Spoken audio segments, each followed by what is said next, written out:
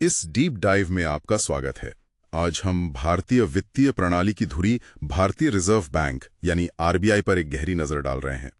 हमारे पास आरबीआई की भूमिका, उसके कामकाज और इतिहास पर काफी जानकारी है। हमारा मकसद है आरबीआई के सबसे जरूरी पहलुओं को समझना कि ये करता क्या है, क्यों इतना महत्वपूर्ण है और हमारी अर्थव्यवस्था को कैसे दिशा देता है। तो चलिए इसे और गहराई से समझते हैं। बिल्कुल। देखिए, आरबीआई सिर्फ एक बैंक नहीं है, ये समझिए कि पूरे वित्तीय सिस्टम का रेगुलेटर और गार्डियन है। इसकी स्थापना 1 अप्रैल 1935 को हुई थी, आरबीआई एक्ट 1934 के तहत। तो आरबीआई का मुख्य काम क्या है, आसान शब्दों में अगर कहें तो? देखिए, ये देश का केंद्रीय बैंक है।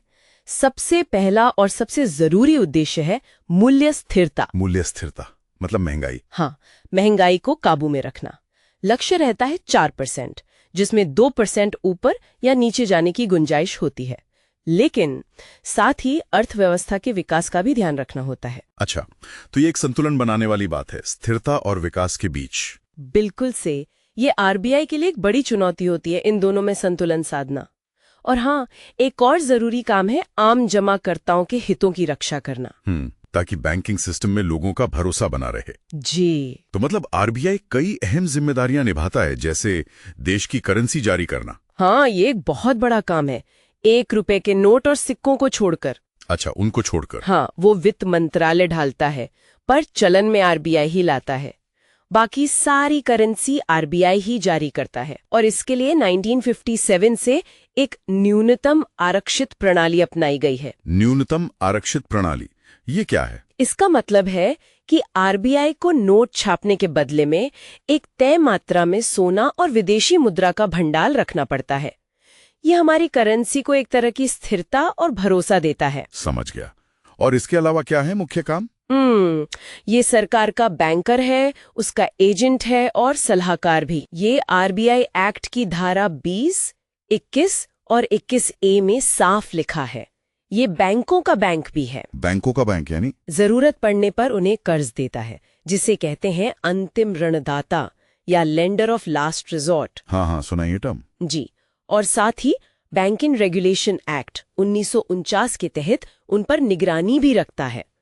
फिर विदेशी मुद्रा भंडार का प्रबंधन करना फीमा एक्ट के तहत। अच्छा। और अर्थव्यवस्था में पैसे मतलब क्रेडिट के बहाव को नियंत्रित करना भी इसी के जिम्मे है। तो अगर आप इन सबको मिला के देखें, ये सारे काम मिलकर देश में वित्तीय स्थिरता बनाए रखने में मदद करते हैं। अपने पैसों के बहाव और स्थिरता की बात की, ब्याज दरें, इनका हमारी रोजमर्रा की जिंदगी पर बहुत असर होता है। हाँ, बिल्कुल। होम लोन की ईएमआई से लेकर व्यापार के लिए कर्ज तक, सब पर ये अहम फैसले आखिर लेता कौन है और कैसे? इसके लिए एक खास समिति है, मौद्रिक नीति समिति यानी MPC, monetary policy committee. MPC? जी। इसमें कुल 6 सदस्य होते हैं। 3 आरबीआई से होते हैं, जिनमें गवर्नर भी शामिल होते हैं। अच्छा। और 3 बाहरी विशेषज्ञ होते हैं, जिन्हें केंद्र सरकार चुनती है। ये लोग अलग अलग फील्ड से अनुभव लेकर आते हैं। तो ये 6 लोग मिलकर तय करते हैं? हाँ, फैसले बहुमत से होते हैं। और अगर कभी वोट बराबर हो जाए, टाई हो जाए, तो गवर्नर का वोट निर्णायक होता है। ये पूरी प्रक्रिया पारदर्शिता लाती है और ये पक्का करती है कि फैसला सिर्फ आरबीआई के अंदर के लोग ही नहीं, बल्कि बाहरी विशेषज्ञ भी मिलकर करें। यहीं से रेपो रेट जैसी दरें तय होती हैं, जिनका सीधा असर हमारी जेब पर पड़ता है। बिल्कुल। अच्छा, आरबीआई की अपनी एक कहानी भी तो है। ये हमेशा से ऐसा नहीं था, है ना? सही कहा। इसकी सिफारिश असल में 1926 में हिल्टन यंग कमीशन ने की थी। अच्छा, 1926 में? हाँ, और स्थापना हुई 1 अप्रैल 1935 को। पर शुरू में ये एक निजी संस्था थी, प्राइवेट। जी। लेकिन देश की आजादी के बाद 1949 में इसका राष्ट्रीयकरण कर दिया गया, ताकि ये देश की आर्थिक नीतियों के साथ ठीक से काम कर सके। बिल्कुल। पहले गवर्नर कौन थे इसके? पहले गवर्नर थे सर ओसबॉर्न स्मिथ, एक अंग्रेज। और पहले भारतीय गवर्नर? वो थे सीरी देशमुख, और आजकल तो श्री शक्तिकांत दास जी हैं। और इसका कामकाज एक केंद्रीय निदेशक बोर्ड देखता है, जिसमें गवर्नर, डिप्टी गवर्नर और सरकार द्वारा नामित सदस्य होते हैं। अच्छा, एक आम सवाल जो शायद कई लोगों के मन में आता होगा, आरबीआई और जो हमारे सरकारी बैंक हैं जैसे एसबीआई या पीएनबी, जी, इनमें बुनियादी फर्क क्या है, क्योंकि हम तो रोजमर्रा के काम इन्हीं बैंकों से करते हैं। बहुत अच्छा सवाल है ये। देखिए, आरबीआई रेगुलेटर है, वो नियम बनाता है, नीतियां तय करता है और पूरे सिस्टम की निगरानी करता है। वो सीधे आम जनता से डील नहीं करता। अच्छा। जबकि एसबीआई, पीएनबी जैसे जो कमर्शियल बैंक हैं, वो सीधे ग्राहक से जुड़ते हैं, वो जमा लेते हैं, लोन देते हैं। पर एक दिलचस्प बात यह है कि ये बैंक कई बार आरबीआई के एजेंट के तौर पर भी काम करते हैं। एजेंट के तौर पर कैसे? जैसे सरकारी टैक्स जमा करना या पेंशन बांटना, और इस काम के लिए उन्हें आरबीआई से एजेंसी कमीशन भी मिलता है। समझ गया।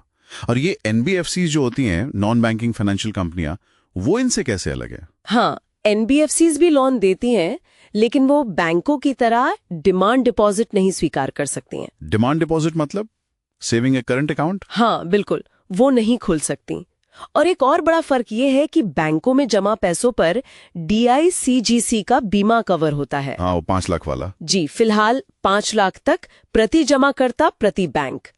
ये सुरक्षा एनबीएफसीज के जमा पर नहीं मिलती। अच्छा, तो ये काफी बड़ा अंतर है। हाँ, ये एक महत्वपूर्ण अंतर है। तो कुल मिलाकर देखें तो आरबीआई भारतीय अर्थव्यवस्था का एक तरह से कंट्रोल रूम है। कह सकते हैं। ये नियम बनाता है, पैसे के भाव को नियंत्रित करता है और पूरे वित्तीय सिस्टम को स्थिर रखने की कोशिश करता है।